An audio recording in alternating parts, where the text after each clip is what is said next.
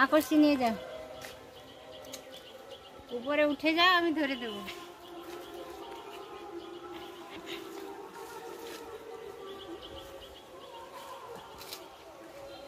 থাক থাক থাক।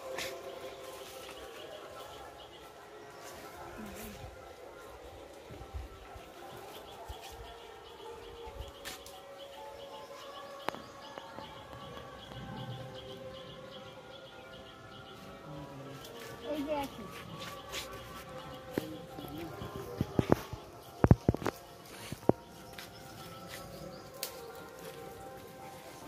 সাবধানে যাও।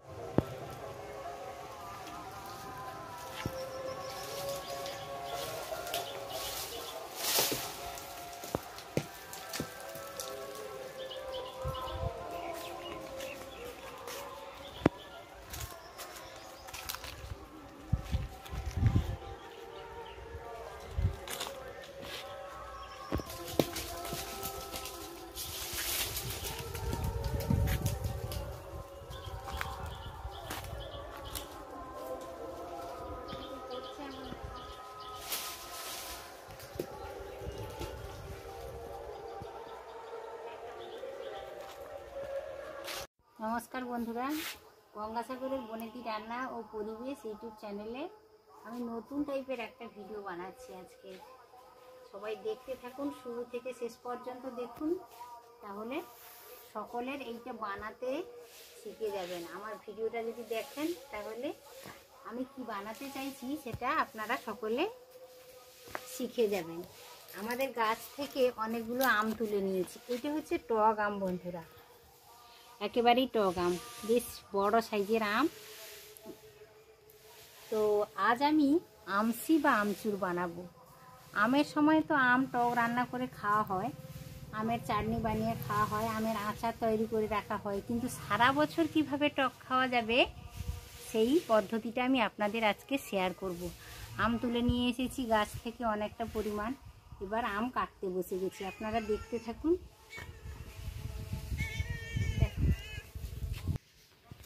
প্রথমত মুখটা একটু কেটে দিলাম, আর একটা বড় গামলি বাটিতে করে আমি জল নিয়ে নিয়েছি। আর এই আমসি বা আমচুর বানাতে হলে প্রথমত আমের আঁটি শক্ত হলে তারপর আমসি বা আমচুর করতে হয়।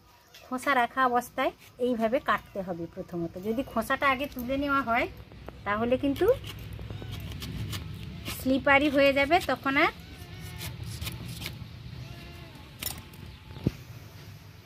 খোসাটা তোলা যাবে না। এই আটিটা প্রচুর শক্তর জন্য দুফালি করে চিরতে পারা যাবে না। প্রথমত আমি খোসা রাখা অবস্থায় দুফালি করে চিড়ে নিলাম, তারপর খোসাটা তুলে নিচ্ছি।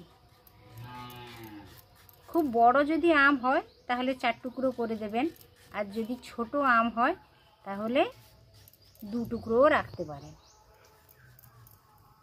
এটা সারা বছর সংরক্ষণ করে রাখা যায়। এই দেখুন খোসাটা আমি তুলে নিয়েছি। এবার এটা তো অনেকটাই বড় আম, তাই আমি 4 টুকরো করে দিলাম। আর একটা বাটিতেই দেখুন জল নিয়েছি, জলে ফেলে দিলাম। আর আপনারা খেয়াল রাখবেন এই ভেতরে যে এইটা থাকে, বীজটা থাকে, এটা কিন্তু বের করে দিতে হবে। আর পাতলা একটা আস্তরণ থাকে ভিতরে, সেটাও ভালো, এই পাতলা আস্তরণটা তুলে দিতে হবে, না হলে কিন্তু এই আমসি বা আমচুর নষ্ট হয়ে যায়। আমি একটা কেটে দেখালাম আপনাদের, পুরোটাই সেমভাবে আমি কেটে নেব।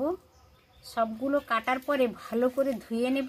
ভিডিওটা শুরু থেকে শেষ পর্যন্ত দেখতে থাকুন স্টেপ বাই স্টেপ, তাহলে এটা আপনারা বুঝতেও পারবেন। এই দেখুন বন্ধুরা, আমগুলো এইভাবে কেটে নিয়েছি। কাটার পরে 4 ফালি করে দিয়েছি আমগুলো। করার পরে ভালো করে ধুয়ে নিয়েছি। ধোয়ার পরে দুটো চুপড়িতে করে জল ঝরে যাওয়ার জন্য রেখেছিলাম। জলটা ঝরে গেছে, একেবারে শুকনো হয়ে গেছে আম। এবার আমি একটা বালতির মধ্যে নিয়ে নিচ্ছি।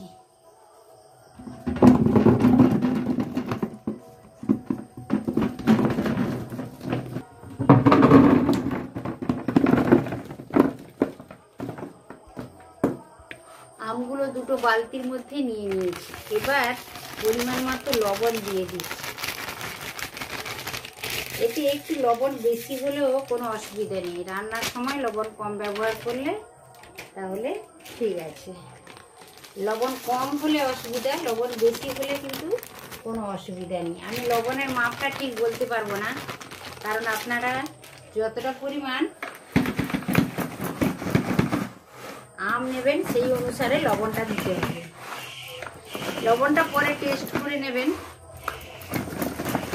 এইভাবে একটু ঝাঁকিয়ে দিচ্ছি।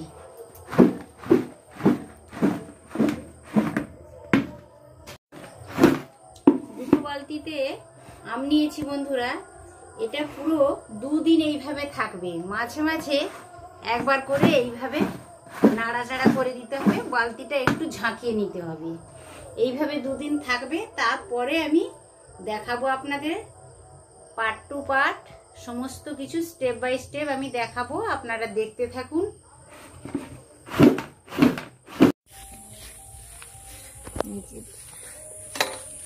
দেখুন বন্ধুরা, 2 দিন আগে আমি আমগুলো খোসা তুলে লবণ দিয়ে, একটু নরম হয়ে গেছে, লবণ দিয়ে এইভাবে রেখে দিয়েছিলাম। মাঝখানে কিন্তু এইভাবে আমি একটু ঝাঁকিয়ে দিয়েছিলাম 2-3 বার। পুরো 24 করে 48 ঘন্টা আমি এইভাবে রেখে দিয়েছিলাম। কতটা কমে গেছে দেখুন। এবার আজ তো খুব বৃষ্টি হয়েছিল কালকে, আজ খুব রোদ্দুর বেরিয়েছে। এবার আমি রোদে দিয়ে দেব। এটা 3 থেকে 4 দিন রোদে দেওয়ার পরে কিন্তু এটা ভালোভাবে একেবারে রেডি হয়ে যাবে। আর সারা বছর ধরে সংরক্ষণ করে রাখা যায়, টক বানিয়ে খাওয়া যায়। আপনারাও এইভাবে ট্রাই করবেন। আর লবণের পরিমাণটা দেবেন। আমি এই দেখুন পুরো একটি বড় গামলার 15 কেজি আম নিয়েছি, 1 কেজি আমি লবণ দিয়েছি। এবার আমের টকটা কেমন হবে সেই অনুসারে লবণটা দেবেন।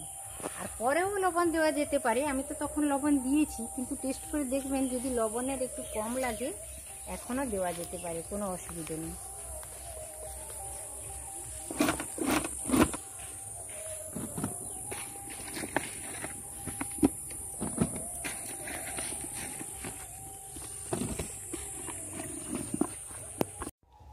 এই দেখুন বন্ধুরা, সব আমগুলো এইভাবে আমি রোদে দিয়ে দিয়েছি। এইভাবে 3 থেকে 4 দিন রোদে দিতে হবে, কিন্তু একদিন রোদে দেওয়ার পরে বাড়িতে রেখে দিতে হবে নরম হওয়ার জন্য। আর এই দেখুন এতটা পরিমাণ জল বেরিয়েছে, দুটো বালতিতে কতটা জল বেরিয়েছে দেখুন। এই জল কিন্তু কখনো ফেলে দেবেন না বন্ধুরা। এই জল এইভাবে থাকবে, রোদে বসাতে বসাতে জল অনেকটাই কমে যাবে। তারপর প্রতিদিন রোদে দেওয়ার পরে আমসিগুলো আবার এই জলের মধ্যে দেওয়া হবে। দিতে দিতে জলটা একেবারে ঘন হয়ে যাবে আর রোদেও অনেকটা শুকনো হয়ে যাবে। এই জল ফেলে দিলে কিন্তু আমসি বানানো যাবে না, আর সারা বছর সংরক্ষণ করে রাখাও যাবে না, নরমও হবে না, একেবারে ড্রাই মানে শুকনো হবে, সেটা কিন্তু খেতে ভালো লাগবে না। পুরো স্টেপ বাই স্টেপ যদি এইভাবে যদি মেনে করেন তাহলে সারা বছর সংরক্ষণ করে রাখা যাবে, খাওয়াও যাবে, ভীষণ ভালো লাগে খেতে। সবসময় তো আম পাওয়া যায় না, এই আমসি বা আমচুর বানিয়ে যদি রেখে দেওয়া যায় সারা বছর, বছরের পর বছর সংরক্ষণ করে রাখা যায় আর খাওয়া যায়।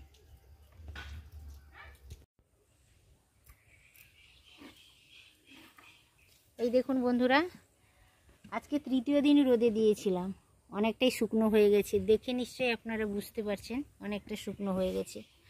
আর 2টো বালতিতে আমি আম ভিজিয়েছিলাম লবণ দিয়ে। এই দেখুন একটা বালতির মধ্যে আমি জলটা করে দিয়েছিলাম, এই জলটা দেখুন কতটা ঘন হয়ে গেছে, একেবারেই মোটা হয়ে গেছে জলটা। আমি প্রথম থেকে আরেকবার বলে নিচ্ছি আপনাদের বোঝার সুবিধার জন্য। আম গাছ থেকে পেড়ে আমের খোসা ছাড়িয়ে আমি একটা চুপড়িতে জল ঝরার জন্য রেখেছিলাম। 1 ঘন্টা মতো ছিল চুপড়িতে, জল ঝরে যাওয়ার পরে তারপর আমি লবণে ভিজিয়েছিলাম। লবণের পরিমাণটা আপনারা নিজেরাই বুঝে ব্যবহার করবেন। যদি পরে মনে হয় যে এই জলটা টেস্ট করে দেখবেন, যদি মনে হয় যে লবণ কম হয়েছে তাহলে ওই জলেই অল্প ফেলে দিলে তাহলে হয়ে যাবে, সারা বছর সংরক্ষণ করে রাখা যাবে। আর যদি লবণ কম হয়ে যায়, আমসি বা আমচুর যাই বলা হোক না কেন, এটা কিন্তু ভালো থাকবে না, তাড়াতাড়ি নষ্ট হয়ে যাবে। আর বন্ধুরা এই জলটা আম থেকে যে জলটা বেরোবে লবণ দেওয়ার পরে, এই জল কখনো ফেলে দেবেন না। ফেলে দিলে আমসি কিন্তু তৈরি করা যাবে না, আমসি শক্ত হয়ে যাবে আর সেটা খেতে ভালো লাগবে না, নরমও হবে না। এই জলেই পরপর পরপর প্রতিদিন রোদে দেওয়ার পরে এই জলেই ফেলতে হবে, তাহলে আমচুরগুলো একেবারে নরম হবে, খেতেও ভালো লাগবে আর লবণের পরিমাণটাও ঠিক থাকবে। প্রথম আমি লবণে ভেজানোর পরে 2 দিন ঘরের মধ্যেই রেখেছিলাম, রোদে বের করিনি, আমটা নরম হওয়ার জন্য রেখেছিলাম। 2 দিন পরে রোদ দেওয়া শুরু করেছি। 2 দিন রোদ দেওয়ার পরে আবার একদিন ঘরের মধ্যে রেখেছিলাম এই বালতির মধ্যে আমটা নরম করার জন্য। এই দেখুন কত সুন্দর নরম হয়ে গেছে। আবার এই জলে ফেলে দিচ্ছি। এই বালতির মধ্যে ওই যে জলটা ছিল ওই জলে আবার আমি নিয়ে নিয়েছি, এইভাবে একটু ঝাঁকিয়ে নিচ্ছি, তাহলে পুরো আমসি জল পেয়ে যাবে। দেখুন একেবারে পুরো আমসিটাই ভিজে গেল, জল পেয়ে গেল। এই তো কত সুন্দর নরম হয়ে গেছে দেখুন বন্ধুরা।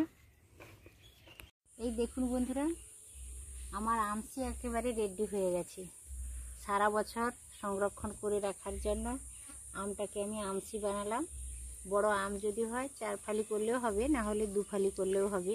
একেবারে রেডি হয়ে গেছে। আর এই দেখুন বালতির মধ্যে আমি আম ভিজিয়েছিলাম, অনেকটা পরিমাণ জল ছিল, জল একেবারে ঘন হয়ে গেছিল।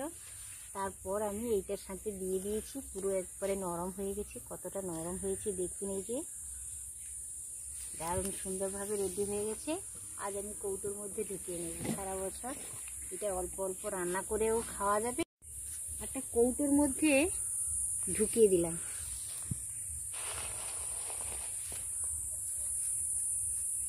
সারা বছর এইভাবে রেখে দেবো, কিন্তু মাঝে মাঝে বন্ধুরা 2-3 মাস অন্তর একবার করে রোদ দিয়ে দিতে হবে, তাহলে জিনিসটা ভালো থাকবে। সুন্দর এসেছে দেখুন, একেবারে সাদা ধবধবে কালার এসেছে, একবারে কৌটোটাও ভর্তি হয়ে গেছে। তো এখন তো কাঁচা আম রয়েছে বন্ধুরা, সারা বছর এইভাবে সারা বছরের জন্য আমসি তৈরি করে রেখে দিন, আর সারা বছর টক রান্না করে খাবেন, সবজি দিয়ে টক বানিয়ে খাবেন, মাছ দিয়ে টক বানিয়ে খাবেন। কাঁচা আম শেষ হওয়ার আগে বন্ধুরা এইভাবে একবার বানিয়ে রেখে দিন, সারা বছর সঞ্চয় করে রাখুন, সংরক্ষণ করে রাখুন, সারা বছর খেতে পারবেন। ভিডিওটা তাহলে আমি এখানেই শেষ করছি, আবারও অন্য ভিডিও নিয়ে হাজির হয়ে যাব। সকলে সুস্থ থাকুন, ভালো থাকুন। আর ভিডিওটা ভালো লাগে যদি তাহলে অবশ্যই একটি লাইক দিয়ে দেবেন, ফ্রেন্ডসদের মধ্যে, ফ্যামিলির মধ্যে ছড়িয়ে দেবেন, যাতে সবাই দেখতে পায় এবং বানাতেও পারে। আজ তাহলে আসি বন্ধুরা, আবার দেখা হবে অন্য রেসিপির সাথে বা অন্য কোনো ভিডিওতে। তত সময় আপনারা সকলে সুস্থ থাকুন। আজকের মতো টাটা, নমস্কার।